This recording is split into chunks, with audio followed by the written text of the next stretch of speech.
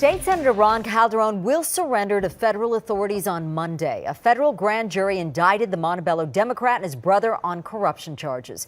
KCOUNT 9's Dave Lopez is live in downtown LA with more on the investigation and the charges. Dave.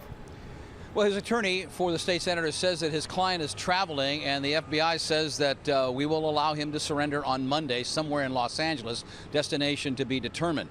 They are two members of a very prominent political family, the Calderons, and now two brothers face years behind bars for alleged political corruption. When this picture was taken, State Senator Ron Calderon thought he was posing with a man who represented an independent film studio, a Hollywood big shot.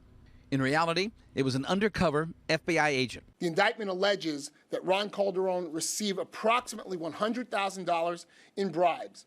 About a third of this came in the form of a very well-paying job given to his daughter.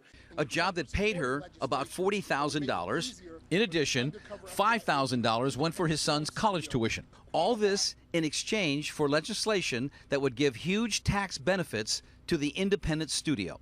According to our indictment, this legislation would have been a financial boon to the smaller independent studios. The indictment alleges that Calderon took $100,000 cash in bribes and took plane trips, gourmet dinners, and golf resort vacations, all in exchange for using his influence in Sacramento. Charges allege that the defendants traded influence for cash and used kickbacks and other tactics to keep the system working in their favor.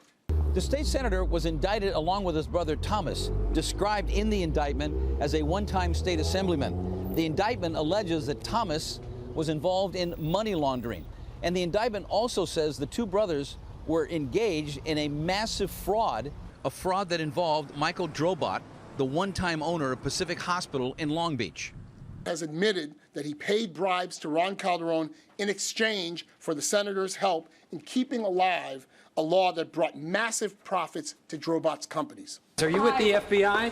When FBI agents raided Calderon's state office in Sacramento several months ago, there was widespread speculation that the state senator was in deep trouble.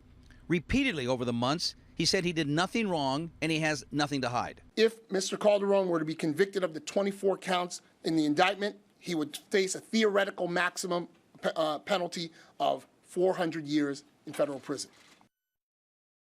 Thomas is looking at a potential 165 years behind bars if convicted on all counts.